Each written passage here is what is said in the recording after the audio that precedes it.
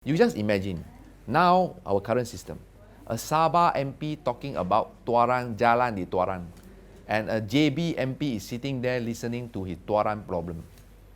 Don't you agree it's a waste of time? Why don't you just raise it at the second chambers?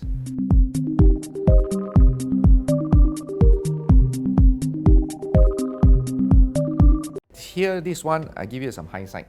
Number one, in UK, UK Parliament has 5 deputy speakers. 5, it's not 2. Of course, I, for one, has been championing that we do not need a bloated or oversized cabinet. So I am consistent. If the government are serious to create another position, it must be justified. And it must come with a package of reform. That means that the government must agree to set up a second chambers like what I mentioned in my interview just now. Second chambers must be set up which sit concurrently with the main chambers. Second chambers can deal with all the specific problems in constituencies, like what I said, flash flood, whatever, specific, so that the main chambers time will only be used, focus on deliberation of national policies, okay, and others.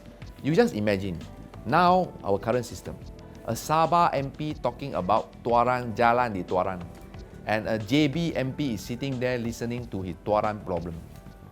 Don't you agree it's a waste of time? Why don't you just raise it at the second chambers? And you get a minister to listen and offer you solution. So who will benefit? The people will benefit, because when the MP raise the specific issues at the second chambers, you have a minister who actually handle it specifically and help to settle it on the spot. That's why I say, if they are serious, you must come with a series of reform.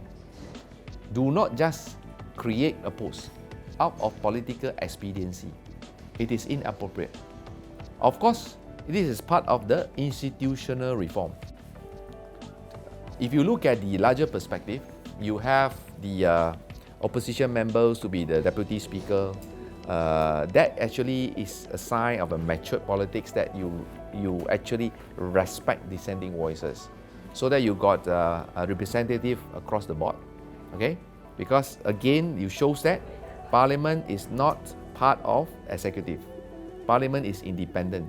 Therefore, it can allow an opposition members to be deputy speaker.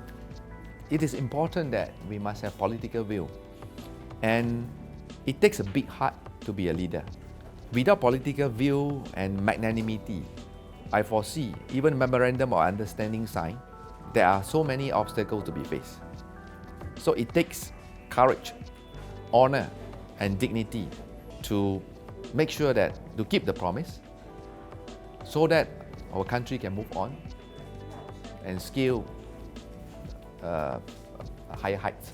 Since then, there are actually communication through steering committee, and one of our representatives, Dato Sri Salahuddin Ayub, has raised the issues. So some of the ministers also was surprised why the senior ministers involved in such a matter, because to me, it's abuse of power. Don't forget, it is the Speaker's prerogative to decide which MP is suitable to chair the sitting.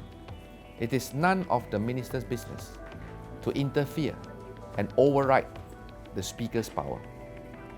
So it's not trivial matter, it's a serious issues, because it speaks volumes how the House or the August House has been treated. Parliament deserves better. Minister has no right or jurisdiction to override a Speaker's decision. That's what I wish to emphasize. Respect must be given to the institution.